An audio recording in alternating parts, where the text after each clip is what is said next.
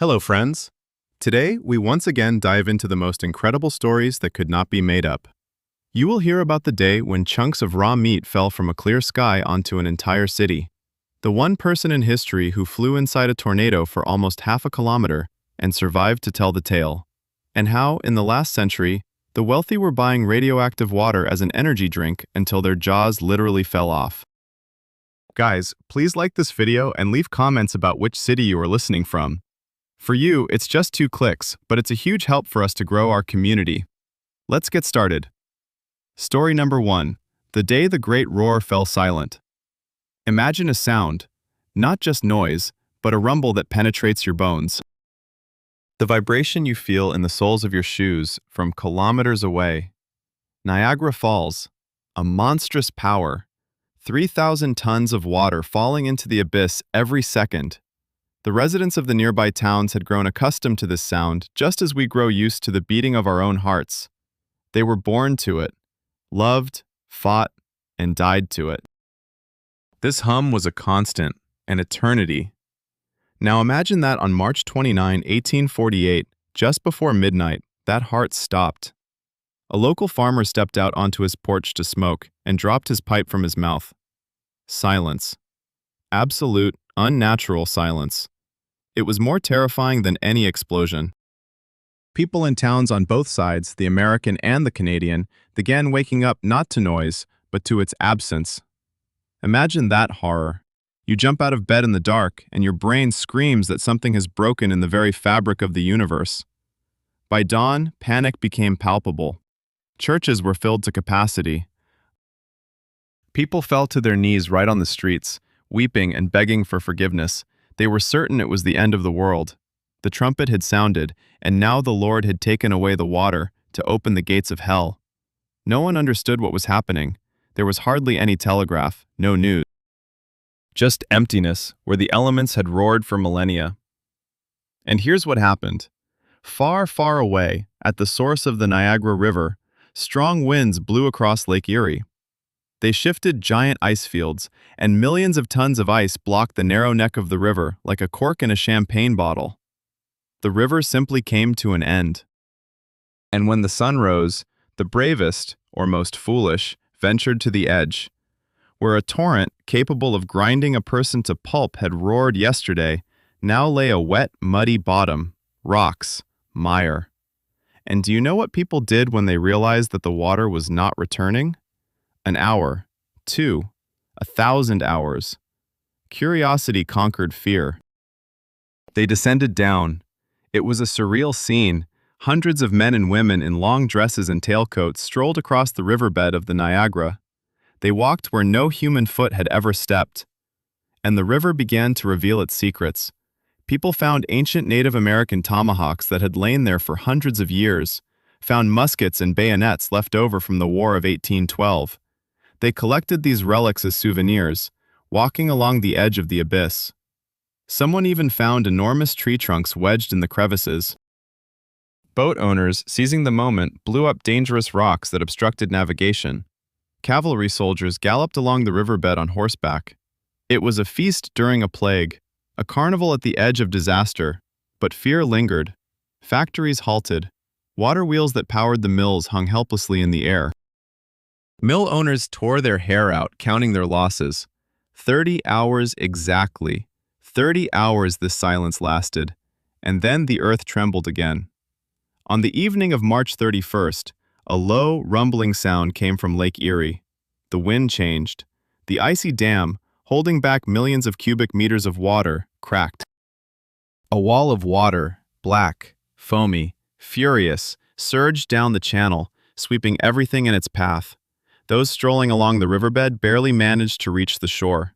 The water thundered against the rocks, and Niagara spoke once more. The world returned to normal. People exhaled, factories resumed operations, and the muskets found at the bottom took their place on stone shelves. But those who survived those 30 hours of silence never listened to the waterfall in the same way again. They learned that even eternity can take a day off.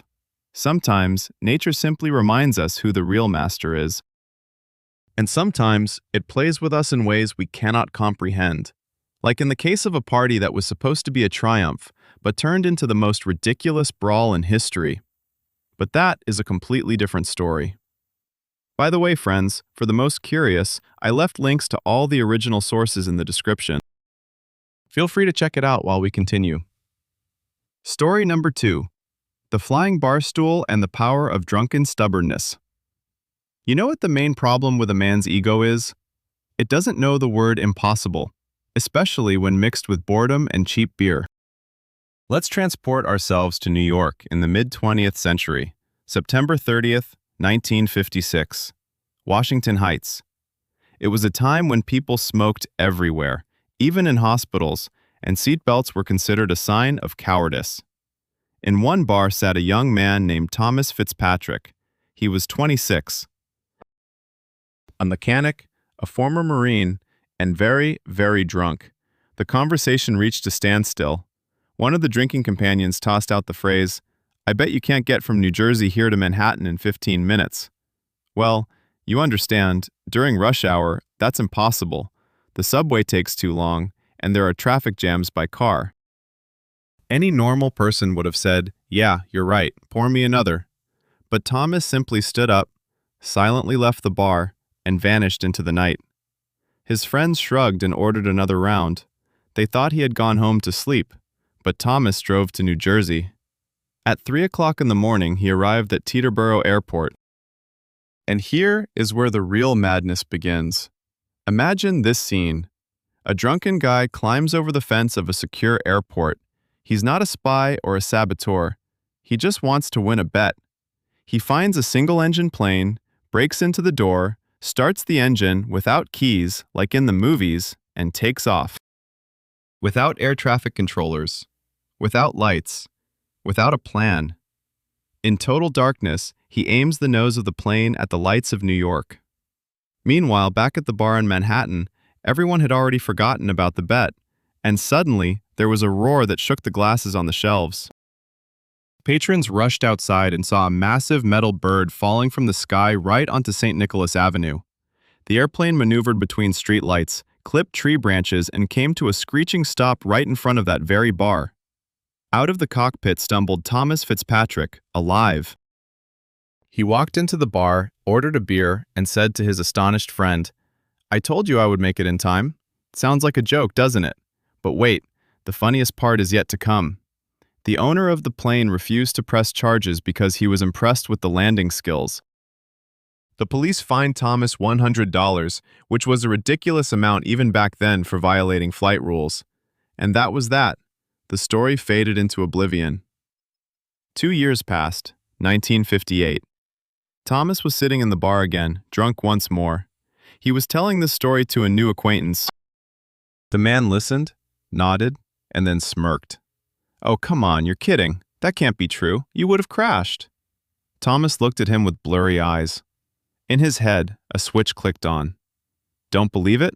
He stood up again, drove to New Jersey, and hijacked a plane once more. This time, he landed it on Amsterdam Avenue, jumping over a bus and miraculously avoiding hitting a residential building. When the police arrived, Thomas simply shrugged. He didn't believe me. This time, the judge did not appreciate the humor. Thomas was sentenced to 6 months in prison. But he entered history as the only person who hijacked the plane twice, just to prove a point in a drunken argument. And honestly, looking at today's traffic jams, you sometimes wonder, maybe there was something to his method? However, sometimes, to make history, you don't need to hijack anything. It's enough to just be in the wrong place at the wrong time. Or, conversely, to miss a fateful encounter thanks to the most absurd coincidence in the world. Story number 3. The Woman Who Sent the King to the Moon. In the history of space exploration, everyone knows the names of Yuri Gagarin, Neil Armstrong, and Elon Musk. But there's one name that doesn't appear on rockets, though without it, we might still be crawling on the ground. And that name belongs to a girl who sewed lingerie. The 1960s. The race to the moon was in full swing. NASA engineers were in a panic. They had built brilliant spacecraft, calculated trajectories, and created the most powerful computers of the time, which, by the way, were weaker than your calculator. But they had one gigantic soft problem: spacesuits. Space is hell. The vacuum instantly sucks air from your lungs. Temperatures swing from -100 to +100 degrees Fahrenheit in a heartbeat, and micrometeoroids zoom through at bullet speed. A spacesuit isn't just clothing, it's a personal spaceship shaped like a person. NASA engineers tried to make them as hard as knight's armor. The result was awful. The astronauts in them resembled clumsy robots who couldn't even bend over to tie their shoelaces. Any movement required titanic effort. And then NASA announced a competition. The giants of the military industry have entered the battle, corporations that manufactured tanks and fighters. Among them was a small company called International Latex Corporation, or simply Playtex. What did they do? They sewed bras and corsets for housewives. Military generals laughed out loud, saying, "Bras on the moon, are you serious?" But the engineers at Playtex knew something that the tank manufacturers did not. They understood how the human body works. They knew what flexibility, support, and comfort meant. Their secret weapon was their seamstresses, ordinary women who had spent their lives stitching lace and straps. They hand-stitched spacesuits without blueprints, using only intuition and experience. They employed the same technologies they used in lingerie: latex, nylon, and clever seams. Every stitch had to be perfect. A 1 mm error could mean the astronaut would die from depressurization. When testing time arrived, the armor from the military corporations failed miserably. One spacesuit broke down when the tester attempted to pass through a doorway. Another was so heavy that the pilot fell and couldn't get up. Then came a guy in a suit from Playtex. He wasn't just walking, he was playing soccer. But even then, NASA didn't want to believe it. We cannot send people to the moon in products from a company that advertises shaping underwear. They canceled the competition results twice. They made the seamstresses redo everything again and again. They worked 20 hours a day, with fingers bleeding and nerves frayed. Every seam was checked with X-rays. If even one air bubble was found in the glue, they would rip everything apart and start over. Ultimately, when Neil Armstrong took his small step, he was wearing a suit crafted by the hands of women who had previously made the lives of American women just a bit more beautiful. 21 layers of fabric, sewn with precision, protected him from death. Not a single seam tore and not a single zipper failed. The most ironic part of this story is that those seamstresses who saved the Apollo program were not even invited to the rocket launch. They watched it on television just like everyone else. When Armstrong jumped on the lunar dust, they knew his life hung not on supercomputers, but on their stitches, made with love and a precision unattainable by any machine. Technology is wonderful, but sometimes, to survive in the abyss, you just need to know how to sew good underwear. And sometimes, salvation comes in the form of an ordinary carrot. Although, no, that's too simple. Let's talk about how, one day, an entire fleet was defeated not by cannons, but by pure, unadulterated foolishness. Story number 4. The Pirates Who Nearly Stole a Submarine. In the world of crime, there are Oscars for genius and golden raspberries for idiocy. But a case that occurred in 2011 deserves a special award in the category of, "What was that all about?" Let's transport ourselves to the port city of Agent Bergia, a quiet, dull gray port. Here, containers of electronics or cigarettes are usually stolen, but the gang in question decided to aim high. They didn't want to get petty. They wanted to steal a submarine. No, not a military nuclear submarine with missiles, although knowing their ambitions, they would have tried. Their target was a decommissioned Soviet submarine of the Foxtrot class, a huge, rusty hulk, 90 meters long, standing at the dock like a museum exhibit. The plan was as simple as a brick, and just as elegant. The bandits did not intend to hijack it underwater, because none of them knew how to operate a submarine, and besides, the engine had long since stopped working. They decided to scrap it right there, where it stood. They forged documents, created a fake ship recycling company.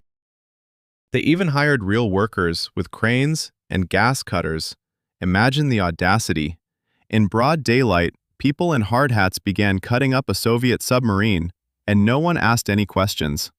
The port authorities thought everything was legal. Passers-by believed it was scheduled maintenance. The work was in full swing. Tons of steel were loaded into trucks. The pirates were already calculating their profit. Hundreds of thousands of euros for high-quality metal. Everything was going perfectly. Too perfectly. Then, a factor entered the game that destroys empires and the most cunning plans, the human factor. More specifically, the curiosity of an old museum keeper who just happened to walk by. He saw a piece of the conning tower being cut off from his favorite submarine. "Hey!" he shouted. "What are you doing?" "Recycling, old man," one of the workers lazily replied. "Everything is coordinated with the mayor's office." "Here are the papers." The keeper looked at the documents. The seals were there. The signatures were there. Everything looked solid. He was about to leave, coming to terms with the fact that old metal was of no use to anyone. But then his gaze caught on one detail: the date. The documents had the start date for the work, February 31st. February 31st. The scammers had planned out the logistics, hired the equipment, they forged ministers' signatures, but they forgot to check the calendar. They simply wrote a random number at the end of the month, forgetting that February is a short and fickle month. The keeper slowly looked up, took out his phone, and called the police. When the cops arrived, they laughed for a long time. The gang was arrested right on the deck of the partially dismantled submarine. One of the criminals, when they were putting handcuffs on him, allegedly mumbled, "I knew I should have written March 1st." This story teaches us an important lesson. You may be a genius of the criminal world, but if you skipped elementary school, the universe will find a way to punish you, even if it has to use a non-existent day on the calendar.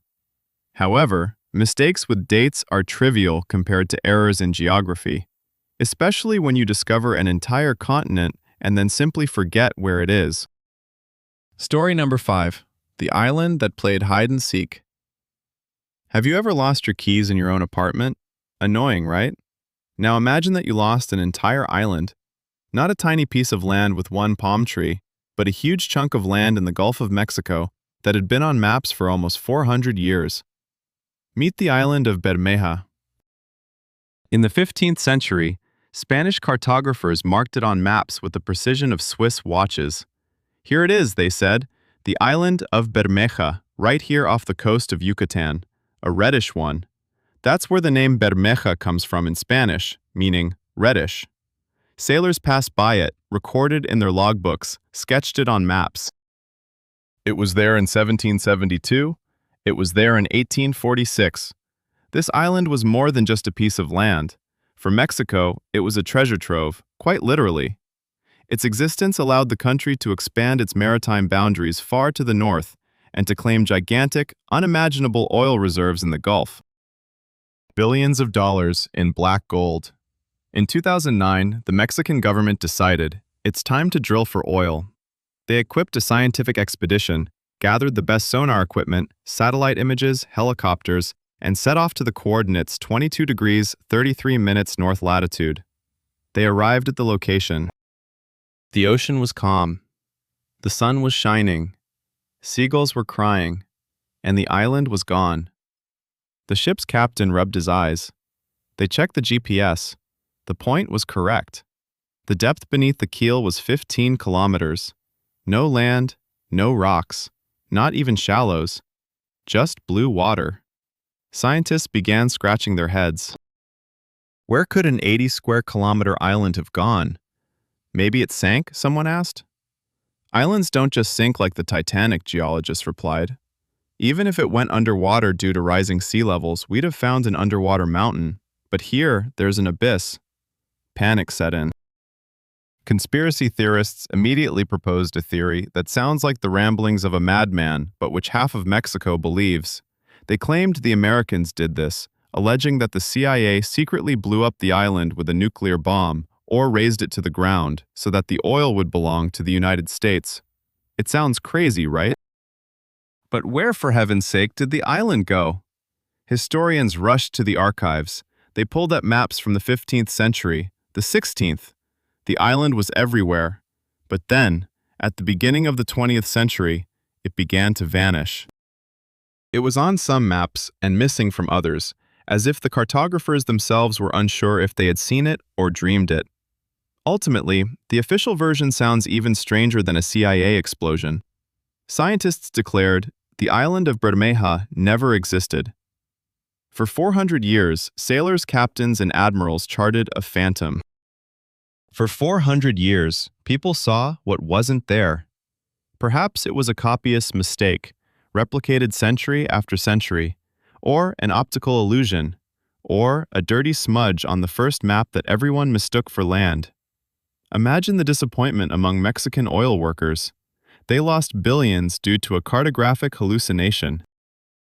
The Phantom Island simply dissolved in the ink of history, leaving us with the question, how many other countries and cities on our maps exist only because someone at some point was too lazy to check the coordinates?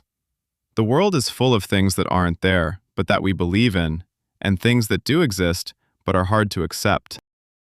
Like the story of an entire city that decided to lift itself with jacks and move a few meters to the side, while the people inside continued their lunch.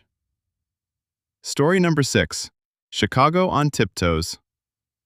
We tend to think of cities as something unchangeable. Buildings stand where they are built, and that's that. If you don't like the view from your window, you move. But in the 19th century, the residents of Chicago decided that this rule was for the weak. If they didn't like where the city was located, they simply lifted the city and moved it. The mid-1850s. Chicago is literally drowning in filth. The city was built on a swamp, almost at the level of Lake Michigan. There is no sewage system, and there is nowhere for the waste to flow. After every rain, the streets turn into a foul morass, where horses sink up to their bellies. Epidemics of cholera and typhus are decimating the population. The situation is critical. Either the city will die, or the street levels must be raised several meters to install proper plumbing. But how can this be done? Demolishing the entire center and rebuilding it from scratch? That would be far too expensive. Then a young engineer, George Pullman, yes, the very same man who later invented sleeping cars for trains, offers a radical idea. Why demolish? Let's just lift the buildings along with the people. It sounds like a joke, but in 1858, the most ambitious and surreal engineering operation in history begins. Imagine, they take a 4-story brick building weighing 1,000 tons. They position hundreds, sometimes even thousands of screw jacks under its foundation. Each jack has workers assigned to it. At the foreman's whistle, each worker turns the screw exactly 1/4 of a turn, and the building begins to rise slowly, almost imperceptibly, inch by inch. The most astonishing part is that life inside the buildings never stops for a moment. Businesses on the ground floors keep trading. In the apartments, people are sleeping, eating, and playing the piano. Gas pipes and plumbing are extended with flexible hoses as the structures rise. There's a legend about one hotel. While it was being lifted, the guests calmly dined in the restaurant. Waiters served soup while the building hovered 2 meters above the ground. It is said that not a single bowl of soup was spilled and not a crack appeared in the plaster. Over the course of 10 years, they elevated the entire center of Chicago, whole blocks at a time. Sometimes they lifted entire rows of buildings simultaneously to avoid tearing shared walls apart. At one point, they raised an entire block on Lake Street, weighing 35,000 tons in just 4 days. But that's not all. Some buildings needed to be not just lifted, but moved. Wooden houses were left on log rollers and hauled by horses to different neighborhoods. Imagine walking down the street and seeing a 2-story cottage roll by, with the homeowner waving at you from the window. It is said that one enterprising shopkeeper continued to conduct business during the move. Customers would jump into the moving shop, buy tobacco, and jump back out. As a result, Chicago was lifted by 15 to 20 meters. New sewers were installed beneath the new sidewalks, and the epidemics receded. The swamp was conquered not by draining it, but by levitation. Today, as you stroll through Chicago, you would never guess that beneath your feet lies not the original ground, but an artificial embankment hiding the foundations of an old world. A city that pulled itself out of the swamp by its own hair, like Baron Munchausen. It seems like a miracle of engineering. But sometimes, Miracles happen not thanks to engineers, but to goats. Yes, ordinary goats that accidentally discovered a secret that changed the world economy. Story number 7. Dancing Goats and the Black Water of Enlightenment. We begin the morning with a cup of coffee. It's a ritual. It's the fuel for civilization. Without it, offices would grind to a halt, programmers would fall asleep, and students would fail their exams. But few are aware that our alertness is not thanks to great botanists, but rather a herd of hyperactive Ethiopian goats. Legend takes us back to the era in the mountainous province of Kaffa in Ethiopia. Do you sense the connection? Kaffa? Coffee? But that remains uncertain. Linguists are still in debate. A shepherd named Kaldi was an ordinary guy. His life was dull. Mountains, sky, grass, and goats, day after day. But one evening he noticed something strange. His goats, usually sluggish and lazy, were acting like teenagers at a rave party. They jumped, butted heads, ran in circles, and bleated at the moon. Most importantly, they flatly refused to sleep. Kaldi thought demons had taken over, but the next morning, the frenzied animals were again lively and cheerful. The shepherd began to observe them. He saw that the goats were greedily devouring bright red berries from low-growing bushes. Curiosity overcame fear. Kaldi picked a handful of berries and tried them. At first, nothing happened. Then a bitterness hit him, and soon his heart was racing. The fatigue accumulated over the day vanished. The world became brighter, thoughts clearer. Kaldi felt as though he could run a marathon and simultaneously compose a poem. He started dancing with his goats. Elated by his discovery, he gathered more berries and ran to the nearest monastery. "Father," he shouted to the abbot, "I have found a gift from the gods, look!" But the abbot was a conservative man. He tried a berry, grimaced at the bitter taste, and tossed them into the fire, declaring, "This is a devilish temptation." And then a miracle happened. The berries began to roast in the fire. A fragrant aroma wafted through the room, a scent that every inhabitant of the planet knows today. The smell of roasted coffee.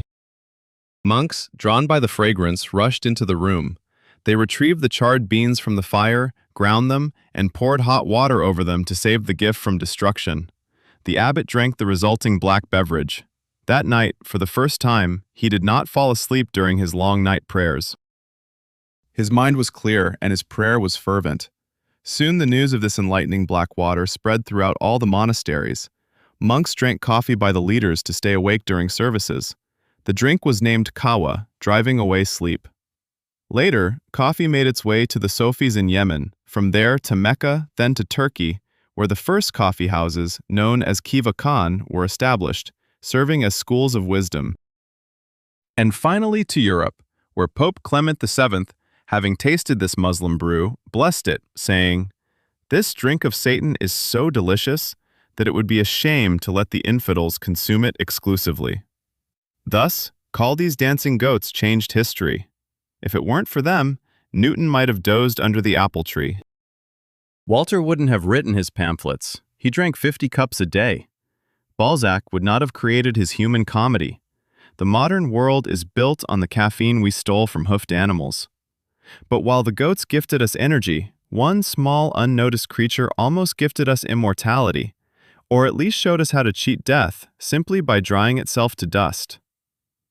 Story number 8. Illegal migrants on the moon. We like to think that space is a sterile place, that in the black void there are only rocks, dust, radiation, and our high-tech human tin cans. We take pride in the fact that we left footprints, flags, and a couple of golf clubs on the moon. But we are mistaken. The moon is no longer uninhabited. And no, I'm not talking about aliens. I'm talking about Earthlings, just very, very small ones.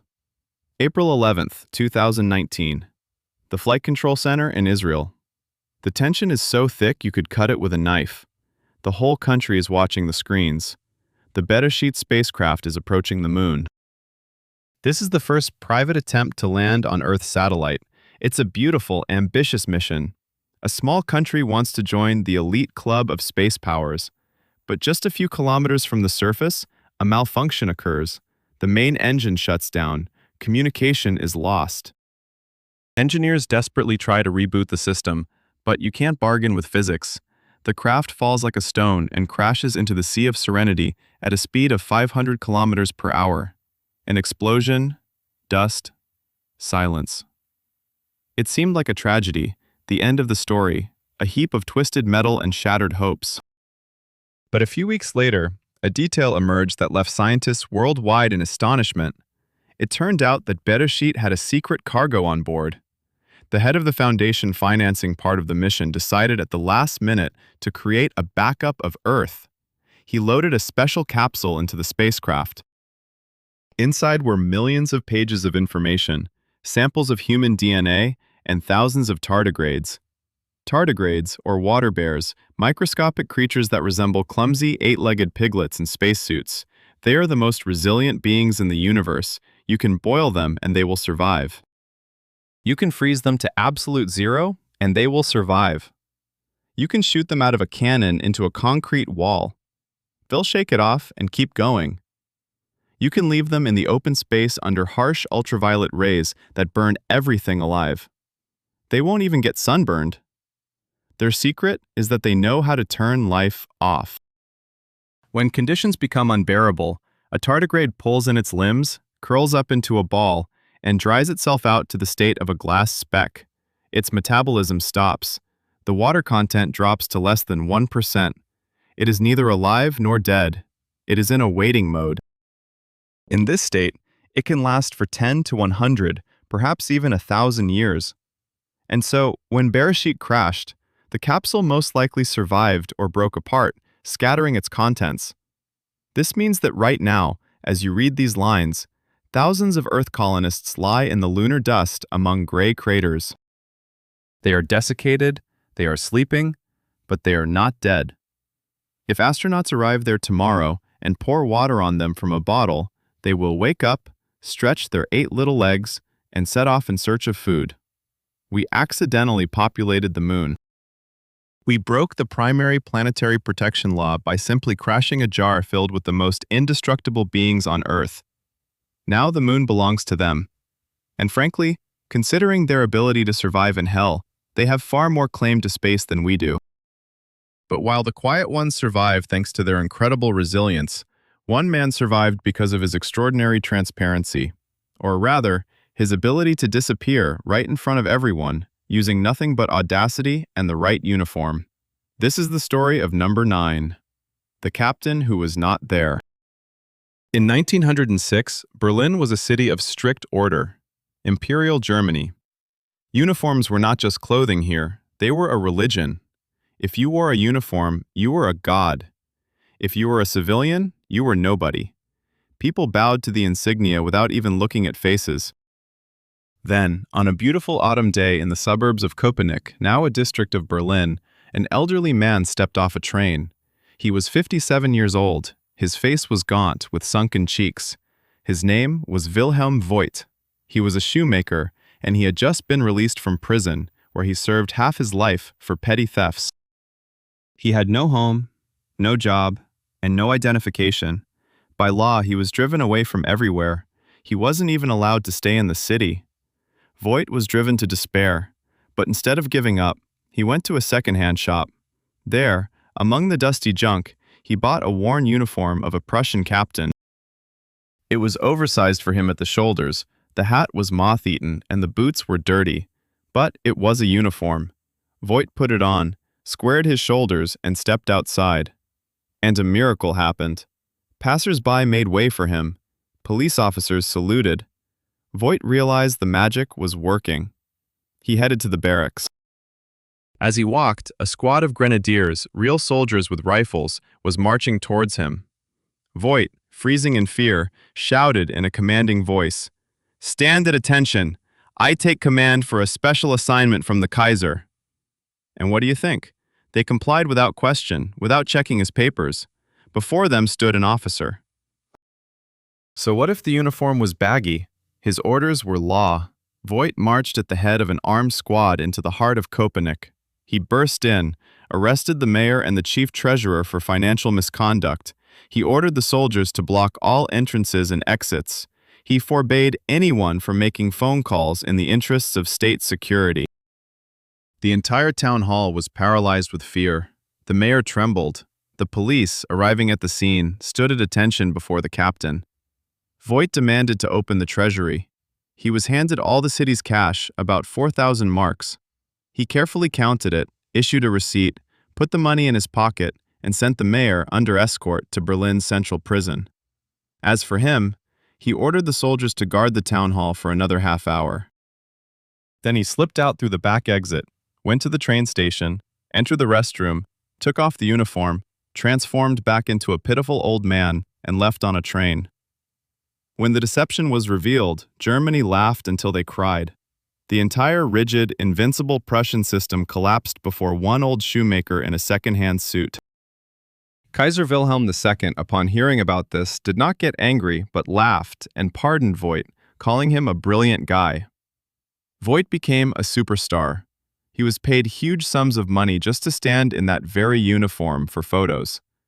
This story is a perfect mirror of human nature. We see not a person, but a status. We obey not reason, but the symbols of authority. Sometimes it's enough to just wear the right hat to make the world dance to your tune. However, sometimes nature itself puts on a mask to deceive us, or, on the contrary, rips it off, revealing something that makes us want to shut our eyes and never open them again. Like in the case of rain that wasn't made of water or even frogs. Story number 10. The day when the sky wept flesh. We are used to complaining about the weather. Rain, snow, hail, all of it ruins our hairstyle and mood. But believe me, the residents of Kentucky in 1876 would have given anything for a regular downpour, because what fell on their heads defies any logical explanation. On March 3rd, in Bath County, at the Crouch family farm, a regular clear day, Mrs. Crouch is standing in the yard, making soap. Yes, back then soap was made outside in huge cauldrons. The sky was clear, not a cloud in sight. Birds were singing, and suddenly, splat! Something wet and red falls at her feet. She looks down. It's not a raindrop. It's a piece of meat the size of a coin. Splat, splat, splat. A real downpour begins. Only instead of water, chunks of raw flesh are falling from the sky. They splatter on the fence, on the porch, on the startled Mrs. Crouch. This goes on for several minutes. The entire yard, the size of a football field, is littered with red scraps. Some pieces are small like snowflakes, others are long strips measuring 5 to 7 centimeters. Mrs. Crouch, of course, is horrified, but her husband and the local men turned out to be pragmatic individuals. You know what they did when they saw the meat falling from the clear sky? Did they taste it? Yes. 2 local gentlemen picked up pieces from the ground and ate them. According to them, it tasted like lamb or venison. The news spread like wildfire. Reporters, scientists, and onlookers arrived, all speculating on what it could be. A sign from God? The remains of angels? Or perhaps the dismembered parts of some unfortunate person torn apart by a tornado in a neighboring state. Samples were collected in a jar and sent to laboratories. And this is where things got interesting. Chemists looked through their microscopes and said, "This is not lamb, this is lung tissue, either from a horse or a human infant." Yes, that theory existed as well. The mystery of the meat rain in Kentucky puzzled minds for years until a scientist, Dr. L.D. Custombein, proposed an explanation that was both the most logical and the most disgusting. Vultures. Kentucky is home to 2 types of vultures, the turkey vulture and the black vulture. These birds have one charming habit. If they see danger or urgently need to take flight while their stomachs are full of carrion, they lighten themselves through their mouths. They regurgitate everything they've eaten to become lighter. Imagine a flock of 50 to 100 huge birds that have just had a meal of a dead horse. They soar high into the sky, get caught in an updraft right above the Crouch farm, get startled by something, or simply decide it's time for a diet, and simultaneously empty their stomachs.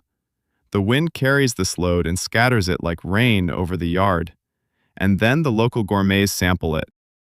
Officially, the mystery has never been fully solved, but the theory of vomiting vultures is considered the most plausible. And this is perhaps the only case in history when the phrase heavenly manna has taken on such a nauseating connotation. Nature knows how to surprise us.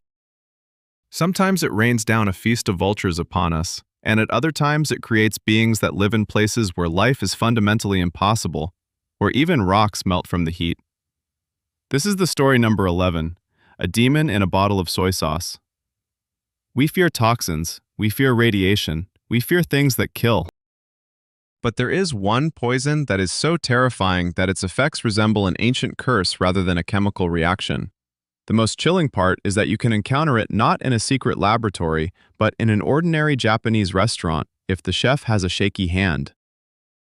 I am, of course, referring to fugu fish, but not in terms of its taste.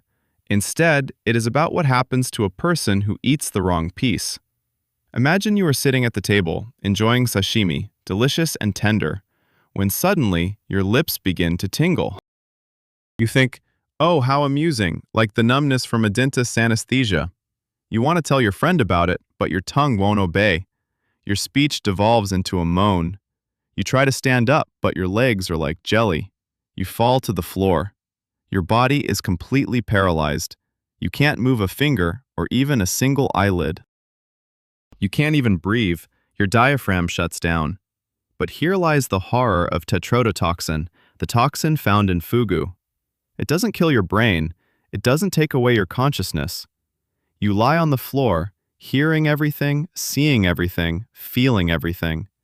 You hear your friends shouting, "Call an ambulance!" He's dead. Do you hear the siren? You can feel the paramedics checking your pulse and saying, weak, almost none, pupils unresponsive. To the whole world, you are a corpse. You are placed in a bag, taken to the morgue. Maybe they even start preparing you for burial, while inside your body you scream in terror but can't make a sound. You are a hostage in your own flesh. In Japan, there are chilling stories of people who have revived in morgues, or worse, awakened on the funeral pyre as the effects of the poison started to fade. Therefore, in ancient times there was a law. If a person died from fugu, they could not be buried for 3 days. Just in case, to ensure they were truly dead and not simply watching a horror movie from the front row. But an even crazier story links this poison not to food, but to the making of slaves. In Haiti, voodoo sorcerers use a powder made from dried fugu fish along with a couple of other ingredients like toad and human bones to create zombies, real zombies. They administer a dose of the poison to the victim. The person dies, is buried, and then, at night, the sorcerer digs up the corpse. Due to hypoxia, a lack of oxygen in the coffin damages the victim's brain. The person wakes up, but they are not the same. Their will is broken, their memory wiped. They become a compliant puppet, able only to follow commands. And this is not just a tale. In the 80s, a scientist named Wade Davis found a man named Claudius Narcisse, who died in the year 1933, was buried, and returned to the village 18 years later to recount how all those years he had worked as a slave on the sorcerer's plantation. So, the next time you order an exotic dish, remember, the line between gastronomic pleasure and becoming a living corpse is thinner than the blade of a sushi knife. But if poison can stop life, can something jumpstart it again? For instance, electricity. Not just in the heart, but in a corpse. Yes, in the 19th century, there were guys who believed that Frankenstein was not fiction, but a user manual. Story number 12. The Show of Dancing Dead. London, the early 19th century. Public executions were the main entertainment for the crowd. But in 1803, the show did not end at the gallows. It had only just begun.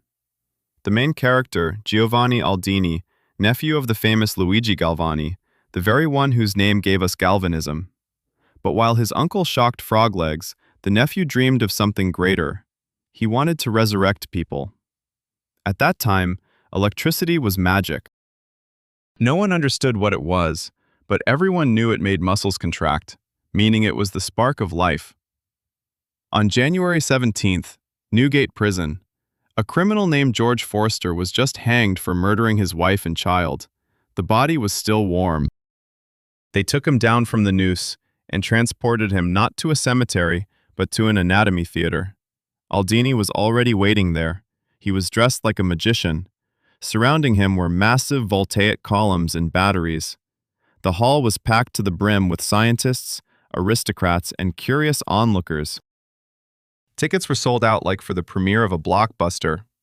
Aldini connected wires, one into the mouth of the corpse, the other into the ear. The switch clicked. An impact. What happened next made the gentleman in the front row sit up straight. The dead man's face started to contort in horrific grimaces. His jaw trembled, his eyes opened and spun wildly. It seemed Forster was smiling, grimacing, and winking at the murderers. But Aldini did not stop. He connected wires to the arms and legs. The corpse raised its right hand and clenched its fist, as if threatening the heavens. Then it began to kick the table. The chest heaved as if it were trying to inhale. Pandemonium ensued in the hall. People screamed and fainted. One spectator, Mr. Pass, was so shaken by what he saw that he came home and died of a heart attack that very night. The crowd was convinced the murderer had been resurrected. He would stand up, tear off the straps, and start choking everyone around. But Aldini was disappointed. As soon as the current was cut off, life slipped away. The body became a sack of bones again. He realized a terrible truth. Electricity can make a puppet dance, but it cannot bring back the soul. Nonetheless, this experiment spawned a monster, not in reality, but in literature. It is said that a young girl named Mary Shelley heard about these experiments, and it was the dancing George Forster that inspired her to write the novel Frankenstein, or the modern Prometheus. We fear a rise of machines. But 200 years ago, people feared a rise of batteries.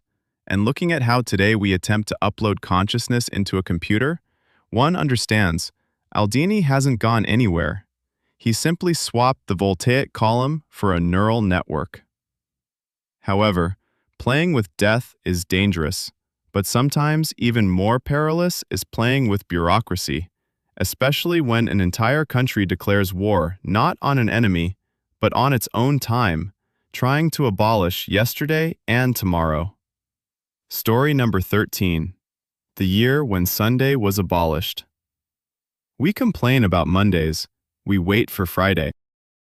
Our lives are divided by a 7-day grid. This rhythm has been ingrained in our subconscious for millennia. But in the late 16th century, a group of people in France decided they were smarter than God, nature, and habit.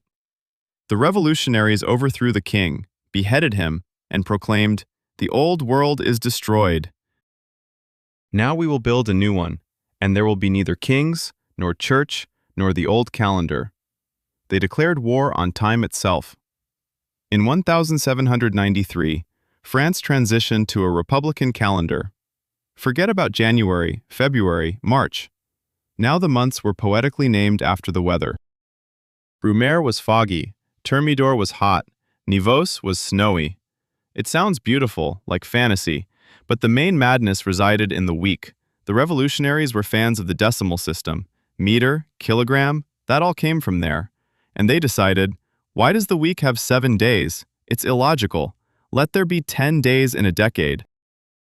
You work 9 days like a cursed soul, and only the 10th is a day off. Imagine the horror of the average French peasant. Previously, he had 52 Sundays in a year plus church holidays. Now he was left with just 36 days off. People had nearly 3 weeks of rest stolen from them each year. Moreover, they tried to change the hours as well. There were now 10 hours in a day, 100 minutes in an hour, and 100 seconds in a minute. It was chaos. Clockmakers went insane trying to adjust their mechanisms. People didn't know when to have lunch or when it was midnight. Meeting at 5 in the evening now meant an entirely different time. But the worst part was that the abolition of the 7-day week struck a blow to religion. No Sunday, no Mass. People didn't know when to go to church. Workers hated this calendar with a fierce hatred. Horses and oxen collapsed from exhaustion, as working 9 days straight was too much, even for the livestock. This absurdity lasted for 12 years. For 12 years, the nation lived in a parallel reality where time flowed differently than in the rest of the world. Only Napoleon Bonaparte, upon coming to power, abolished this nonsense. He returned January to the people, 24 hours, and most importantly, the old good Sunday. They say this was one of his most popular decisions. People were willing to forgive a tyrant many things if he restored their rightful day off. The attempt to reshape time failed, but the attempt to reshape space saw humanity achieve much more success, especially when it came to selling what didn't belong to them. For example, the smallest country in the world, which is essentially just a concrete platform in the sea. Story number 14. The Prince Who Lived on a Rusty Barrel. If you think that creating a state requires an army, territory, and a constitution, then you are hopelessly out of touch with reality. Sometimes it is enough to have an old rifle, a rusty platform in the middle of the sea, and boundless audacity. Meet Paddy Roy Bates, a former major of the British Army, a man with the character of a bulldog and the imagination of a pirate. In the 60s, he was engaged in a popular endeavor of the time, pirate radio. He broadcast rock and roll that the BBC banned from ships in neutral waters. The authorities chased him, and then Bates found a loophole. During World War II, Britain built air defense forts in the North Sea, large concrete towers connected by a platform. After the war, they were abandoned. They stood deserted, rusting, and washed by the waves. One of these forts, Ruff's Tower, was located 7 miles from the shore, which means it was in international waters. On Christmas in 1966, Bates landed on this platform, measuring approximately 200 square meters, chased away other radio pirates with that very rifle and Molotov cocktails, and declared, "This is now mine." But he didn't just launch a radio station. In 1967, he proclaimed independence. He called the platform the Principality of Sealand, named himself Prince Roy I, and his wife Joan the Princess. Britain initially laughed, then sent a Coast Guard boat to expel the madman. Bates and his son Michael greeted them with warning shots in the air. The situation escalated to a court case, and then something incredible happened. A British judge, scratching his wig, delivered the verdict. Since the incident occurred in international waters, British courts have no jurisdiction. Bates took this as official recognition. You see, they can't judge me because I am a foreign state. Sealand began to thrive. They issued their own stamps, their own coins bearing the likeness of Princess Joan, and their passports, which they sold to anyone interested until international criminals began to use them. They even had their own currency. In 1978, while Roy was in England, a German lawyer landed on the platform with mercenaries. They took the prince's son Michael hostage. Roy Bates didn't call the police. He hired a helicopter, gathered friends, armed himself with shotguns, and carried out a daring operation to liberate his own country. They reclaimed the platform, captured the Germans, and declared them prisoners of war. Germany had to send a diplomat to Sealand to negotiate their release. For Bates, this was a triumph. An ambassador visited him. Sealand still exists today. Roy has passed away, and now his son Michael rules. The platform rusts, but the flag proudly waves over the waves. It stands as a monument to human stubbornness. A testament to the idea that if you declare loudly, "I am king," and have a shotgun to back it up, the world might just agree with you. However, if one person can create a country from nothing, another could destroy the greatest treasure simply by stumbling or, say, deciding to wash it with the wrong soap. Story number 15. The Cleaner Who Erased the Smile. In art, there are vandals. They slash canvases with knives and douse them in acid. We hate them, but we understand that they are driven by madness or malice. But there are destroyers far worse. They are driven by zeal. In Spain, in the town of Borja in 2012, there hangs a fresco in the Sanctuary of Mercy depicting Ecce Homo. It portrays Jesus with a crown of thorns. It was created by the artist Elias Garcia Martinez in the early 20th century. The paint is flaking, and the face of Christ is fading. With a heavy heart, an 80-year-old parishioner, Cecilia Jimenez, looks upon it. She is a kind, devout woman. She loves this church, and she decides, I must help. I will fix it. She takes brushes, grabs paints, and begins the restoration. She is not cruel. She simply cannot paint at all. When specialists entered the church a couple of weeks later to assess the condition of the fresco, they were left speechless. The image of Jesus had disappeared. Instead of the delicate, suffering face of the Savior on the wall, there was something round, hairy, with a crooked mouth and bead-like eyes. It resembled a furry monkey in a tunic, painted by a 3-year-old child. The news spread across the globe in just hours. The internet exploded. The fresco was immediately nicknamed Fluffy Jesus or Ecce Mano, the monkey. Art historians wept. The artist's family threatened to sue. Cecilia fell into a nervous breakdown. She had only wanted the best. But then something unexpected happened. People began to flock to Borja. Thousands of people. They wanted to see with their own eyes the worst restoration in history. Lines stretched for miles. Tourists from Japan, the United States, and Australia traveled to this remote spot for Fluffy Jesus. The church started charging an entrance fee of €1. They made tens of thousands of euros in the very first year. They released mugs, t-shirts, and magnets featuring the image of Monkey Christ. The money went to charity and a retirement home. Cecilia Jimenez transformed from the town madwoman into a local heroine. She even had a personal exhibition. Her vandalism saved the economy of the dying town better than any government program. Ironically, the original fresco by Martinez was decent but unremarkable work that no one outside of Borja knew about. By ruining it, the old lady made it immortal. Sometimes a mistake is the best thing that can happen. And sometimes a mistake can lead to the discovery of a substance that saves millions, even if it smells so bad that horses faint from it. Story number 16. The scent that stops cities. We know what a rose smells like. We know what a dumpster smells like. But believe me, you do not know what true stench is. The absolute benchmark stench, capable of piercing through even a gas mask.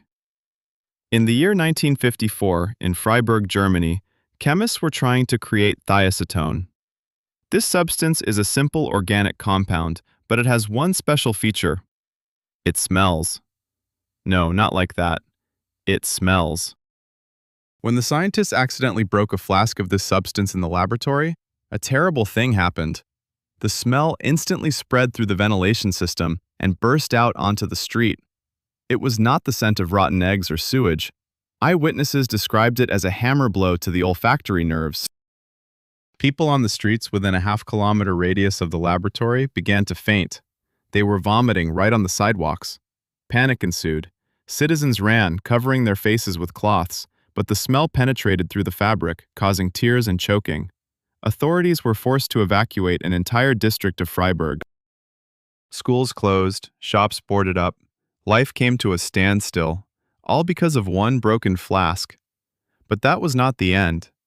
In 1967, two brave or mad chemists from a company in England decided to repeat the experiment with thiacetone.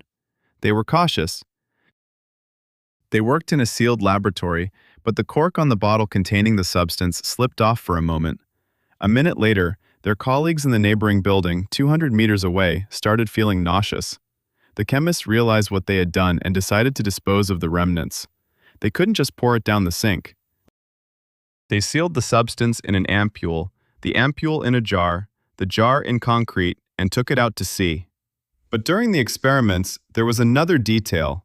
The chemists went into a restaurant to grab a bite to eat. They carried the substance with them. They were simply in the same room where it stood.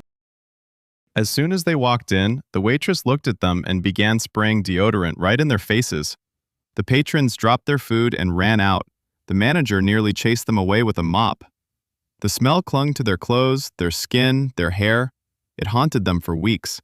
Their wives refused to sleep in the same room with them. Their friends stopped associating with them. Acetone is officially considered the most foul-smelling substance ever created by humankind. Its odor is so horrific that it has even been contemplated as a non-lethal chemical weapon. Imagine a bomb that doesn't kill, but makes the enemy army drop their weapons and flee into the bushes to vomit. Fortunately, or unfortunately, the military abandoned that idea. Clearly, even for warfare, it was deemed too cruel. Scents can be weapons, but sounds can be even more dangerous, especially if it is a note that drives you mad, even though you don't even realize you are hearing it. Story number 17. The Ghost in the Fan. Vic Tandy was a skeptic, a rational engineer who believed in blueprints, voltmeters, and the laws of Newton. A ghost was nonsense for impressionable housewives.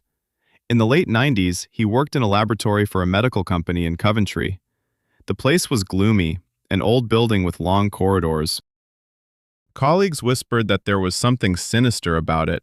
Janitors complained of seeing gray figures in their peripheral vision. Guards said they felt someone looking over their shoulder. Vic laughed at them, until one evening he was left working alone. He sat at his desk, soldering a circuit, and suddenly felt a chill. Not a draft, but a sticky, grave-like cold. The hairs on his arms stood on end. He was seized by an inexplicable panic, the kind that makes you want to run without looking back. And then he saw it. Out of the corner of his eye to the left, he noticed a gray, indistinct figure slowly gliding toward his desk. Vic froze. He turned his head to look directly, and the figure vanished. He wiped the cold sweat from his brow. I must be overworking, he thought. I need to have some coffee. The next day, he brought his fencing sword to work. He was going to fix the handle. He clamped the blade in a vise and suddenly noticed something strange. The tip of the sword was vibrating. It was shaking wildly up and down, even though there was no wind in the room and no one was touching the desk. Vic was an engineer. He knew that metal doesn't vibrate for no reason. Resonance is needed. He began to search for the source and found it. In the corner of the laboratory stood a new exhaust fan. Vic grabbed his instruments and measured the frequency of the sound the fan was producing. 19 hertz. That is infrasound. The sound is so low that the human ear cannot hear it, but the body can feel it. 19 hertz is a special frequency. It is the resonant frequency of the human eye. When a sound wave strikes the eye, it starts to vibrate. Because of this, the brain receives a distorted signal. Spots of light become blurred, shadows begin to move. The brain tries to interpret this chaos and fills in familiar images, such as gray, ghostly figures.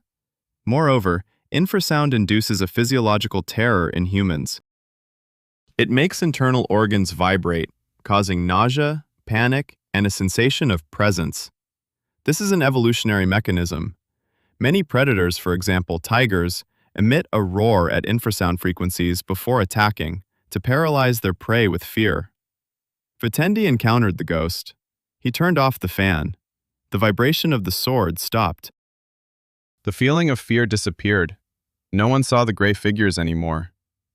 Later, Vic wrote an article titled "The Ghost in the Machine." He proved that many cursed houses are simply places with poor acoustics, where the wind howls in the pipes, or old ventilation systems create that very frequency of fear. Thus, the engineer killed the magic. He explained nightmares as the result of poor air conditioning maintenance. But if fear can be explained through physics, how can we explain luck? For example, the luck of a person who survived where metal melted like butter and emerged from it to live another 60 years. Story number 18. The Man Who Rode a Tornado. In disaster movies, people usually run from tornadoes. They hide in basements, pray, and tremble. But Matt Suter is not a movie hero.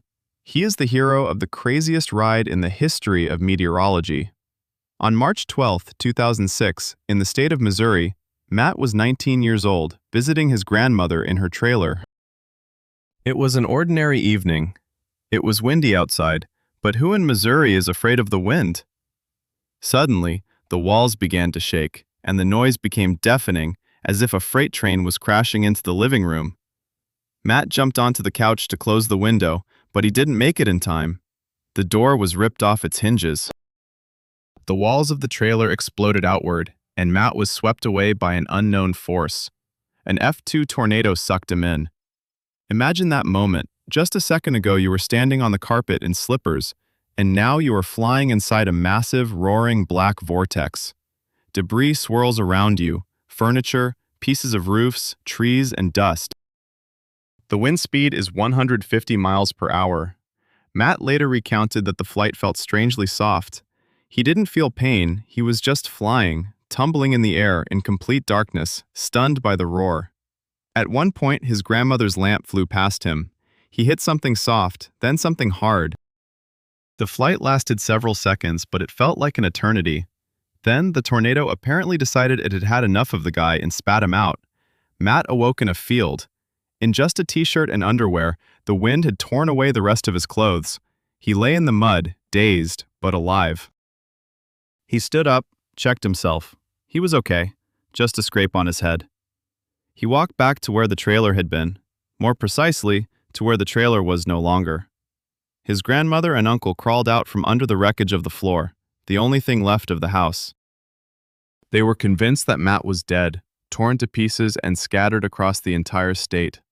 When he emerged from the darkness, dirty, half-naked, but alive, his grandmother fainted. Later, meteorologists measured the distance.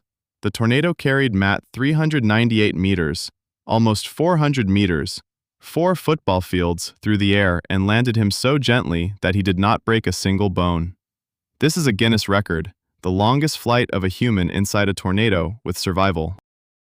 Matt Suter became a local legend, but it is said that ever since, he has developed a strong dislike for windy weather. If he sees the leaves on the trees starting to swirl, he is the first to run to the basement. Because nature only gives you one ticket for such attractions, the second time, you may not be so lucky. Sometimes nature spares us, and sometimes it gives us the tools to destroy ourselves, like in the case of one inventor who wanted to save the world, but instead nearly killed all life on the planet, twice. Story number 19, the genius who almost killed the planet, twice.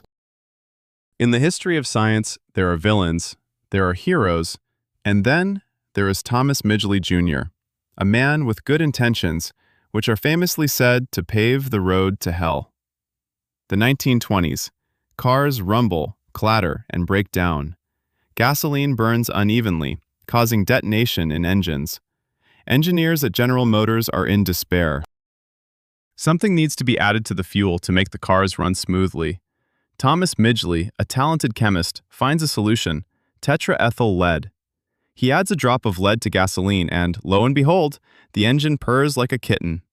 Cars become more powerful, quieter, and faster. Midgley is hailed as the savior of the automotive industry. Ethyl gasoline flows like a river at gas stations around the world. No one listens to the doctors who shout, "Lead is a poison, it causes madness, death, and poisons children."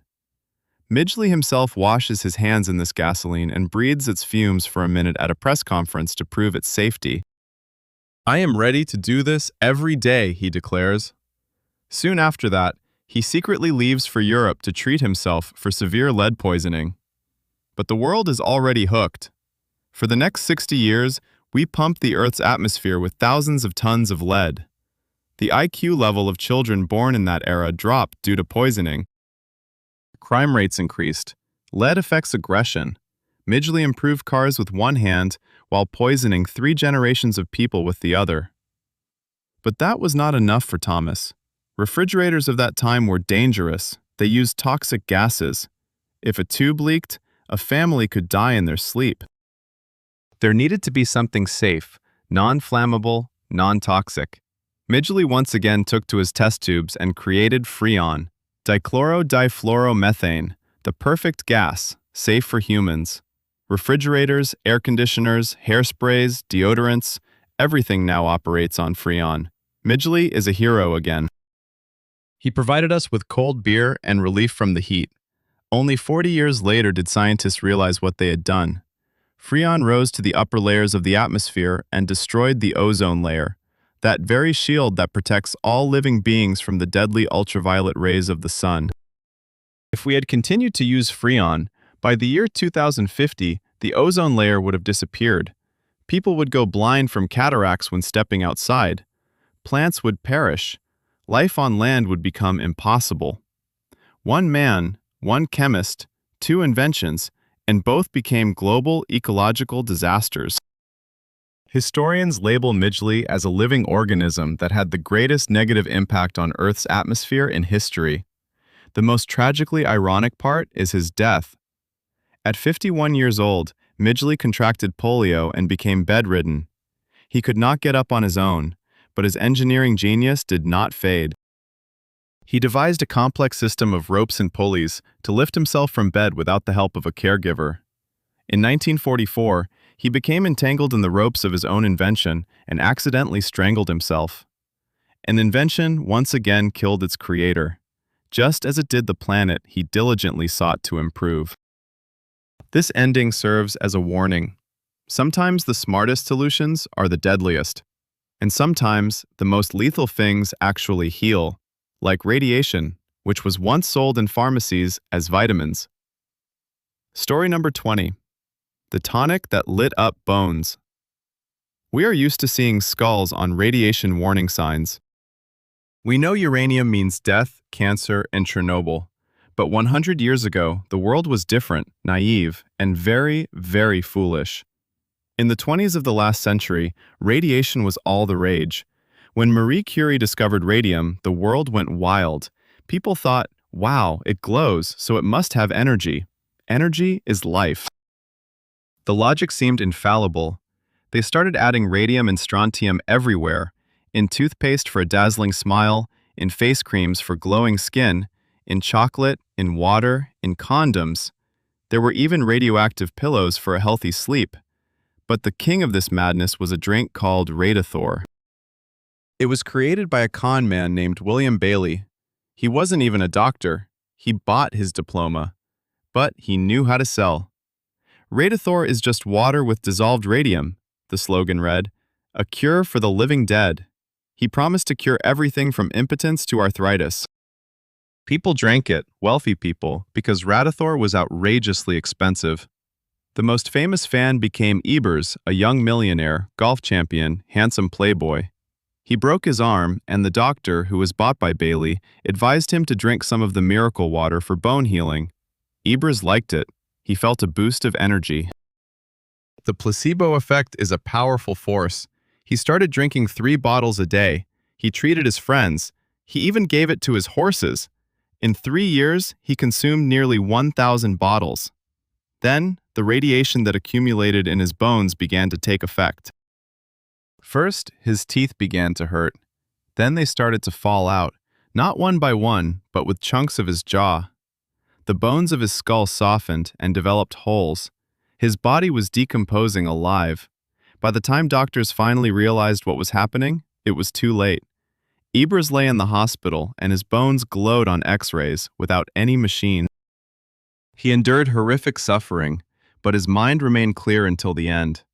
When he died in 1932, he had to be stored in a lead coffin.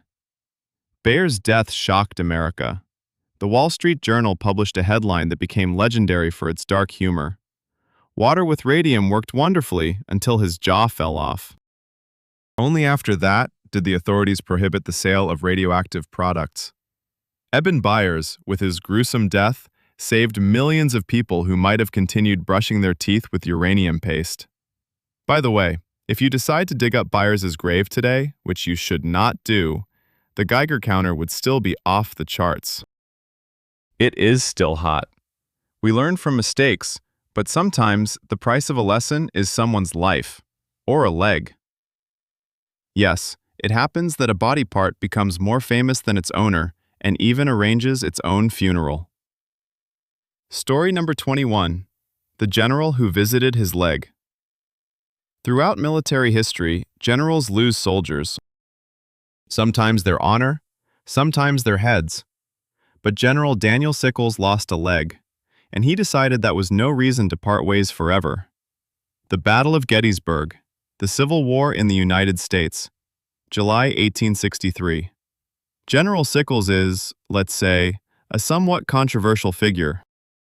He is a politician, a schemer, and the only person who was acquitted of murdering his wife's lover due to temporary insanity. In the heat of battle, he makes a foolish mistake. He disobeys orders and moves his troops forward into an open area. A cannonball comes flying in. A 12-pound ball strikes the general right in the right leg.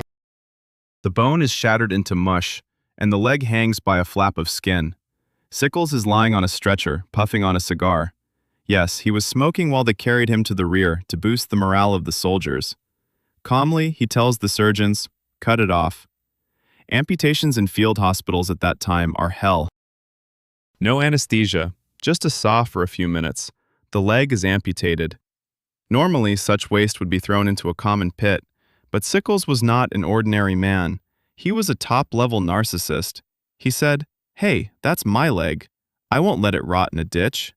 He ordered the amputated limb to be placed in a coffin, a small child's coffin, and sent to Washington.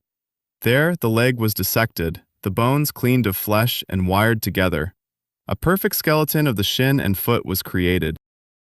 Sickles gifted it to the Army Medical Museum in a gift box with a card, "Greeting from Major General D. Sickles." And here's where it gets even stranger. The general survived. He lived another 50 years, and every year on the anniversary of the battle, he visited the museum to check on his leg. Imagine the scene.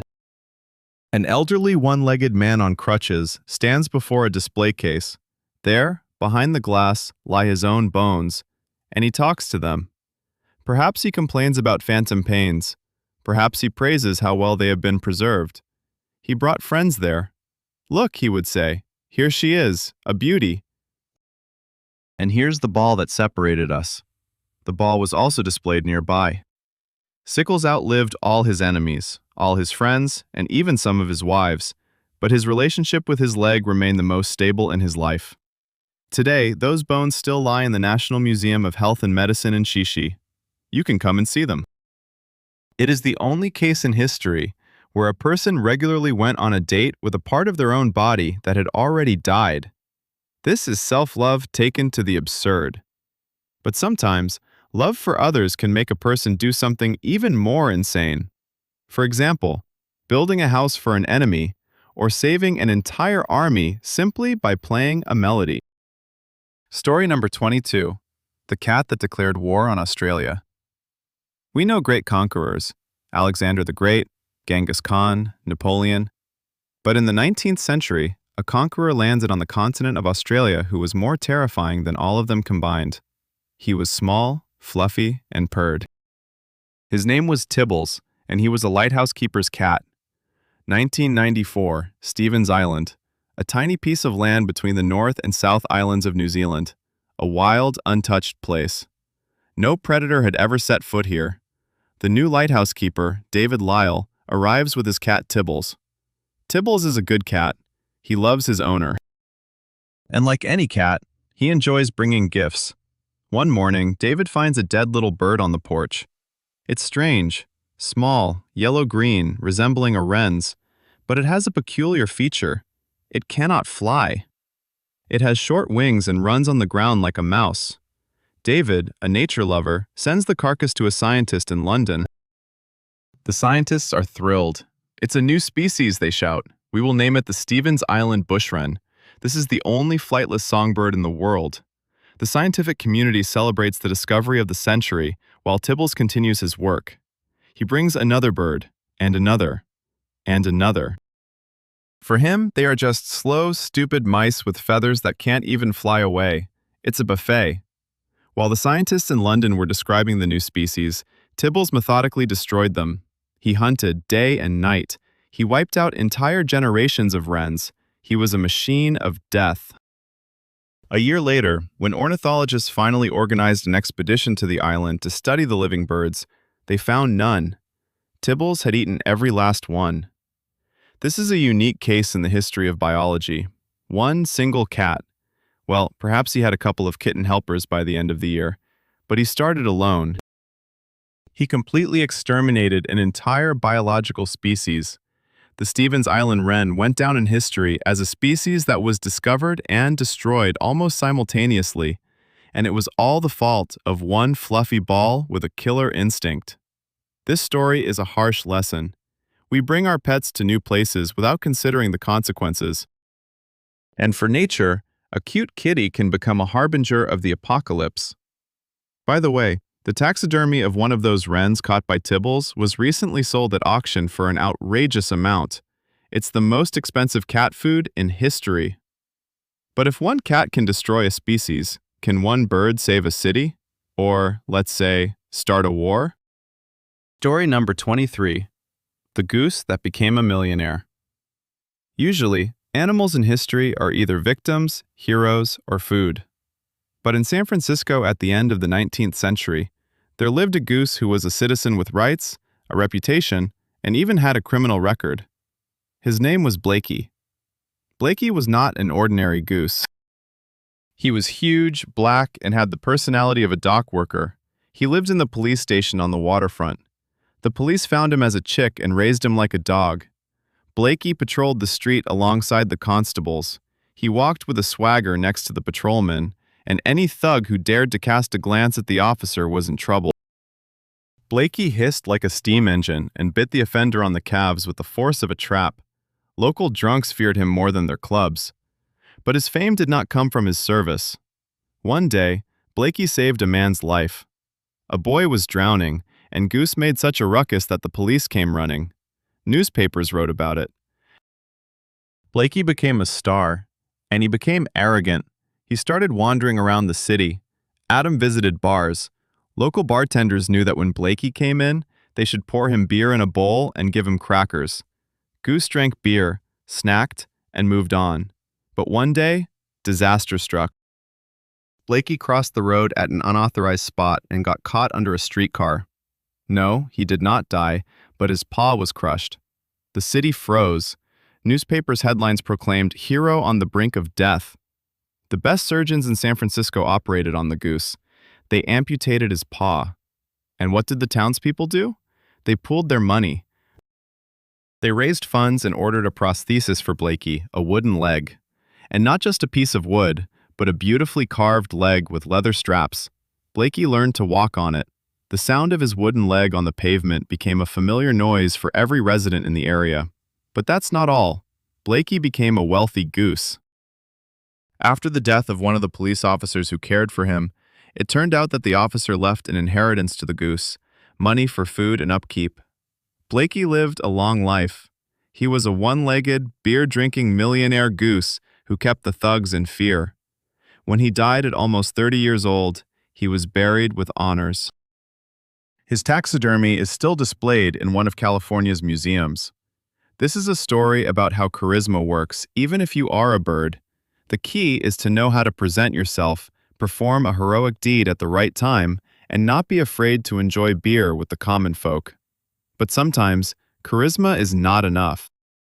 Sometimes you can be the smartest, most talented, yet still be forgotten because you are a woman, and your discoveries will be credited to a mustachioed man.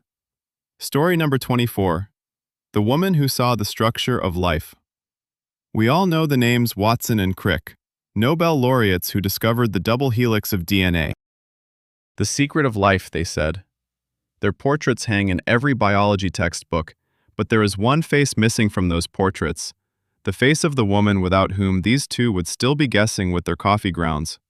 Rosalind Franklin, the 1950s in London. Rosalind was a brilliant X-ray crystallographer. She could do what no one else could, photograph molecules.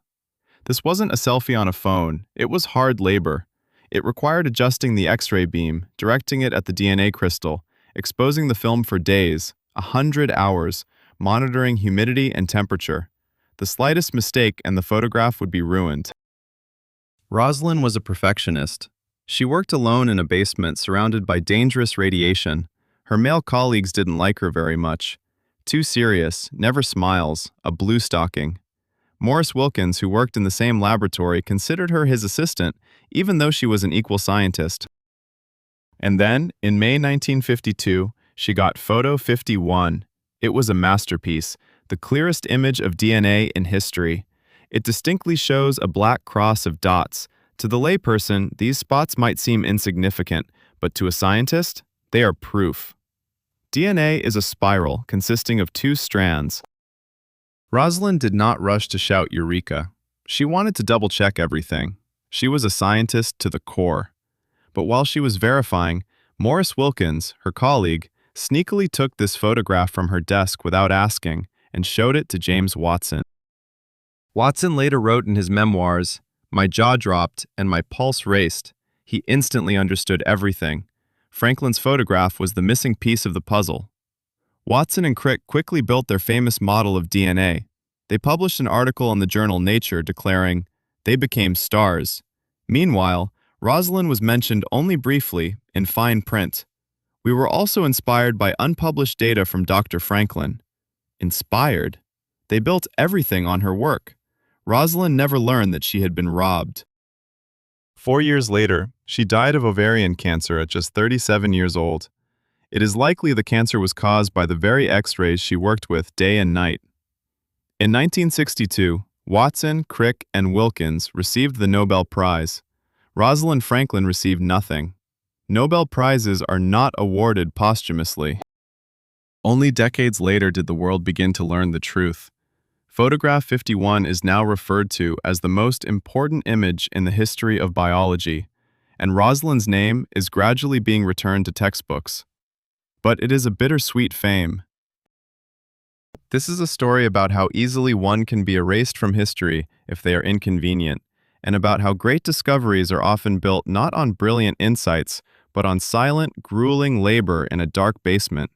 However, sometimes, beneath the surface, we find not just discoveries, but people. People who have decided that the outside world is no longer necessary for them. Story number 25. The Hermits Beneath the Asphalt. We walk through the streets of cities, look at shop windows, drink coffee, and think we know this world. But beneath our feet, just a few meters below the soles of our shoes, exists another civilization. A world of shadows, rats, and people who have chosen darkness. Las Vegas, a city of lights, casinos, and billions of dollars. Here, night is brighter than day, but beneath the Strip, the main street of Vegas, lies a gigantic network of stormwater tunnels. Hundreds of kilometers of concrete pipes designed to divert water during rare floods.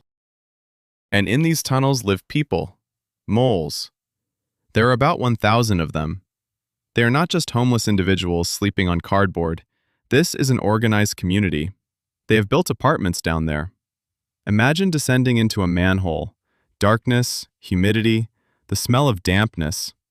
You turn on a flashlight and see a living room. Rugs lie on the concrete floor. There's a double bed, neatly made. There are bookshelves, nightstands, and chairs. Some manage to connect to the city's electrical grid, setting up televisions, fans, and even refrigerators. They have their own hierarchy, their own laws, their own tunnel mayors. They live an ordinary life. In the morning, they head up to find food or to gamble with the spare change they come across. In the evening, they return to the underground. Among them are former teachers, war veterans, musicians, and even couples who have lived there for decades. For example, Stephen and Catherine have furnished their corner with furniture they found in the dumpsters of expensive hotels. They have a wardrobe on a pipe and a kitchen with a gas burner. But this life comes with a terrible price. Rain. In the Nevada desert, rainfall is rare, but deadly. When a downpour begins, the water in the tunnels rises in just a few minutes. The flow moves at a speed of 30 to 40 kilometers per hour, sweeping away everything in its path: beds, televisions, and people. Every time the sky over Vegas darkens, the moles gather their most valuable belongings and run to the exits. Those who do not wake up in time or hesitate perish. Their bodies are later found in the channels far from the city. But as soon as the water recedes, they come back. They drag new mattresses, dry carpets, and start all over again. Why? Because down there, no one bothers them. There's no police, no rent bills, no judging looks. There's complete freedom. It's a chilling paradox. People live beneath the foundation of casinos, where millions are gambled away in a single night, and they rejoice over a half-eaten burger they find. Two worlds divided by 30 centimeters of concrete. And we, walking above, don't even suspect that right below us, someone is reading a book by the light of a stolen bulb and praying that it doesn't rain today. Sometimes, to find something strange, you need to go down. And sometimes, you just need to look at a map and see the border that looks like it was drawn by a drunk geometer. Story number 26. A village where breakfast is in one country and the toilet is in another. Borders of states are serious matters. Barbed wire, border guards with dogs, passports, visas. Violate them, and it's prison. But there's a place in Europe where the border is just a line of white paint on the sidewalk, or on the floor of a bar, or even across a bed. Welcome to Barla, the most bizarre geographical location on Earth. This isn't just one town, it's two towns, intertwined like pieces of a puzzle that someone spilled and couldn't put back together. There's Barla-Nassau in the Netherlands and Barla-Hertog in Belgium. But here the border doesn't divide the town in half. No. Belgium is represented here by 22 separate pieces of land, enclaves surrounded by Dutch territory. And within some Belgian pieces, there are also Dutch bits. It's like cheese with holes, where the holes are another country. You walk down a street in the Netherlands, take a step to the left, and you're in Belgium. Another 5 steps, and you're back in the Netherlands. The border runs right through the houses. Literally. There's a rule. The citizenship of the resident is determined by which country their front door is in. Imagine this scenario. Your door is in Belgium, but your bedroom is in the Netherlands.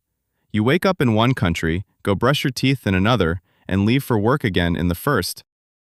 There was a story about a clever resident who decided to move their front door half a meter to the side. Why? To change citizenship and pay lower taxes. They literally moved to another country without shifting their house even a centimeter. And the laws? Oh, that's a whole different story. In the Netherlands, restaurants must close earlier than in Belgium. What does a cafe owner do when the border runs right through their establishment? It's quite simple.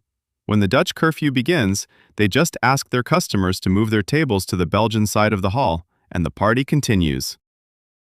During the COVID pandemic, this absurdity reached new heights. Masks were mandatory in Belgium, but not in the Netherlands.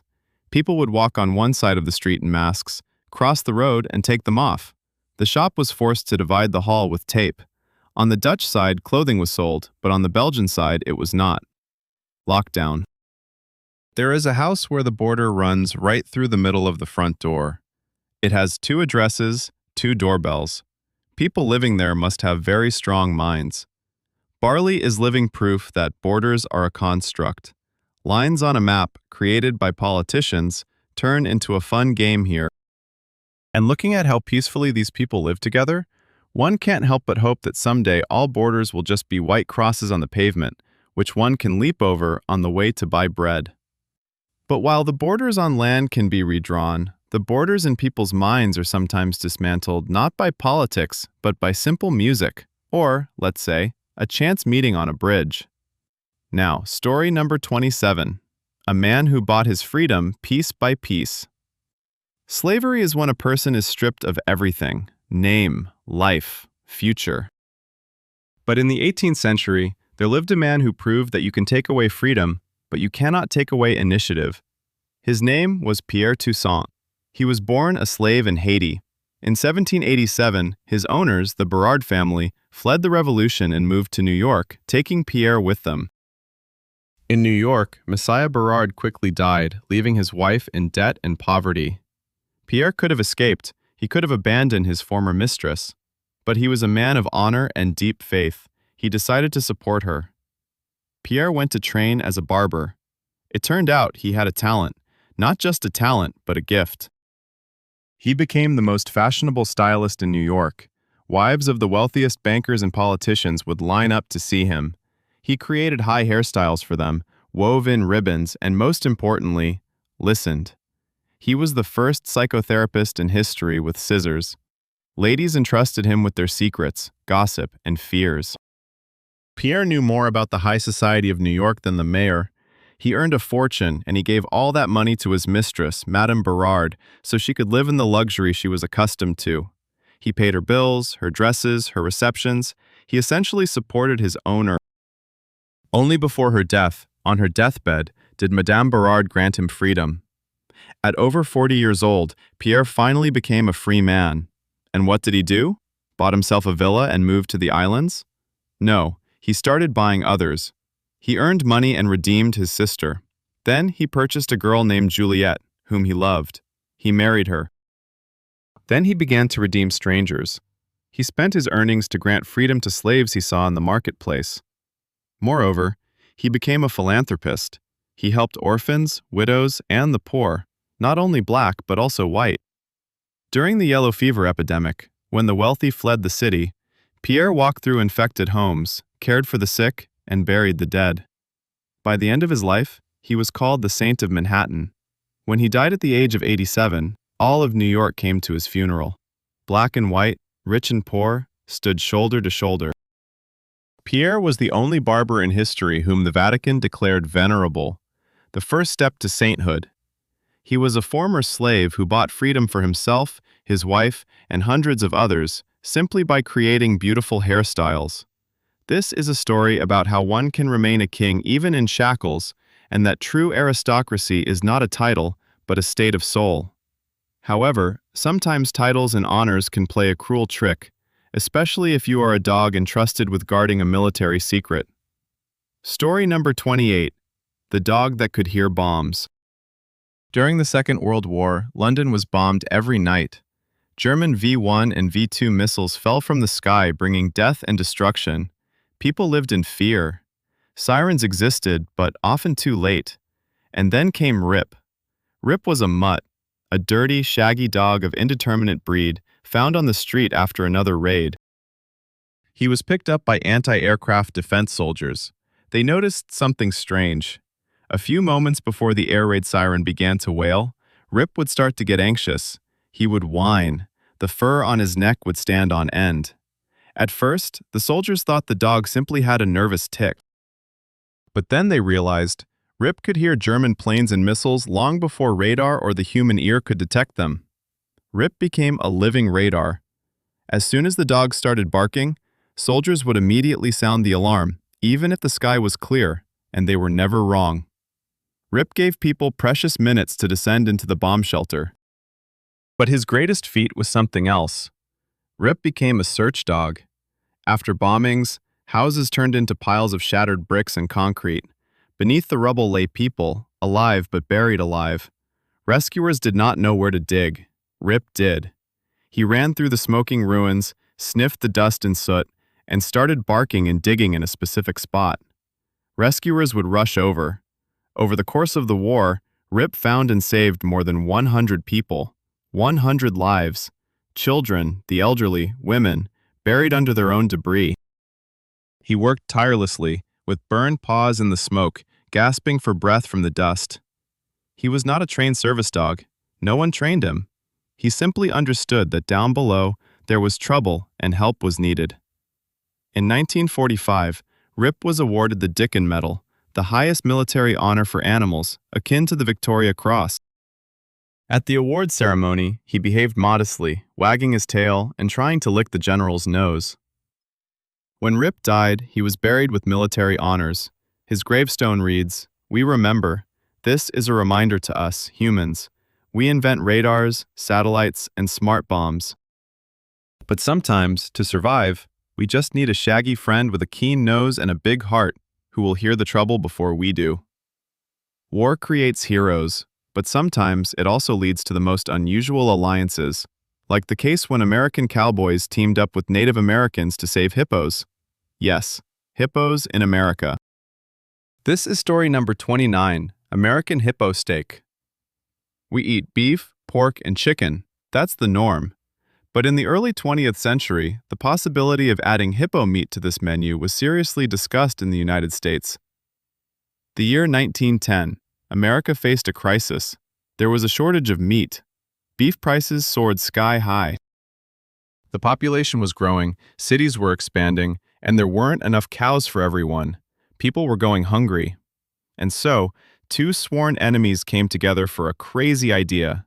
Frederick Russell Burnham, a legendary scout and the prototype of Indiana Jones, and Fritz Duquesne, a spy who hated Burnham and tried to kill him during the Second Boer War, found common ground in the face of hunger. They approached the U.S. Congress with a proposal: let's import hippos to Louisiana. The plan was genius in its simplicity. The swamps of Louisiana were infested with water hyacinths, a weed that suffocated rivers and hampered navigation. There was no grazing for cows, but hippos loved water and they could eat tons of hyacinths. The idea was, we release hippos into the swamps. They would consume the weeds, solving an ecological problem, breed quickly, and then we would eat them. Hippo meat, the project's authors claimed, is similar to pork, but more tender, and its fat was considered a delicacy. They dubbed it lake bacon. Newspapers, including the New York Times, were thrilled. Headlines exclaimed, "Hippo meat, the salvation of the nation." Congressman Robert Broussard introduced Bill H.R. 23,261, proposing to allocate $250,000 for the purchase of the first batch of hippos from Africa. Imagine, American cowboys on horseback herding hippos in the swamps of Mississippi. Hippo farms, hippo steaks in every diner. The bill passed the hearings. It had the support of everyone, including former President Roosevelt. It seemed that America was about to become a land of hippos, but at the last moment, the vote went against it by just one vote. Why? Perhaps one of the congressmen recalled that hippos are not the cute, chubby characters from cartoons, but the most dangerous animals in Africa, killing more people than lions. Just imagine a herd of enraged, 3-ton monsters rampaging through New Orleans. Or perhaps the cattle lobby feared competition. Thus, America avoided the fate of becoming a hippo kingdom, and we lost the chance to taste lake bacon. Ironically, in Colombia, drug lord Pablo Escobar did import hippos, and now they have multiplied, terrorizing locals and ruining the ecosystem. So, perhaps the congressmen were right. Some ideas look great on paper, but turn into monsters in reality. Like, for instance, the idea of building a perfect city in the jungle, where alcohol and dancing are forbidden, yet there is plenty of rubber. This is story number 30, a ghost town in the heart of the Amazon, created by Henry Ford. Henry Ford was a genius. He gave the world the assembly line and the affordable car, but he had one problem. He needed rubber. A lot of rubber, for tires. In the 20s, rubber was primarily produced in British colonies in Asia. The British inflated prices, and Ford did not like that.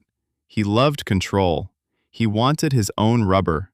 So, he did what any billionaire with a God complex would do. He bought a piece of the Amazon, a huge tract of land in Brazil, the size of the state of Connecticut, and decided to build the perfect American town there. He modestly named it Fordlandia. This was not just a lumberjack camp, it was a little piece of Michigan in the jungle. Ford built neat houses with white picket fences, a hospital, which was the best in Brazil at the time, a school, a fire station, a golf course, swimming pools, and even a movie theater. There were paved roads and running water. But Ford wanted to export not only technology, but also a lifestyle. He hated alcohol, tobacco, and promiscuity. Therefore, Fordlandia enforced prohibition. Alcohol was banned. Women, except for wives, were not allowed. Only folk dances, personally approved by Ford, were permitted. The local workers, Brazilians, were shocked. They were paid good money but were forced to live like Puritans. They were fed hamburgers and oatmeal in the dining hall, which they hated, made to wear name tags and work on call in the heat. And the jungle laughed at Ford. His managers knew nothing about botany. They planted rubber trees too close together.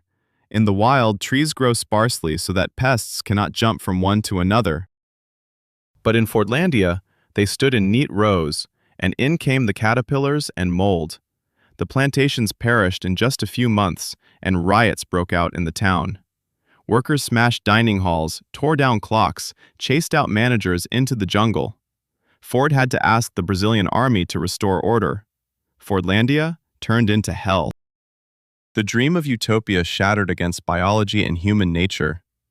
Ford spent $20 million on this project, an astronomical sum for that time, and received not a single tire. In 1945, his grandson Henry Ford II sold the land to the Brazilian government for peanuts. Today, Fordlandia is a ghost town. Empty workshops, rusty water towers, vine-covered cottages, cows graze on the golf course. It stands as a monument to the arrogance of a man who thought he could dictate his rules to nature. With that, we conclude our anthology of shocks.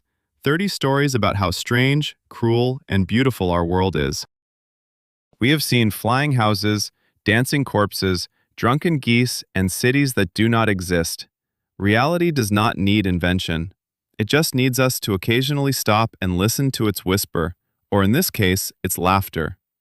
Thank you for joining us on this journey through forgotten archives. Until we meet again.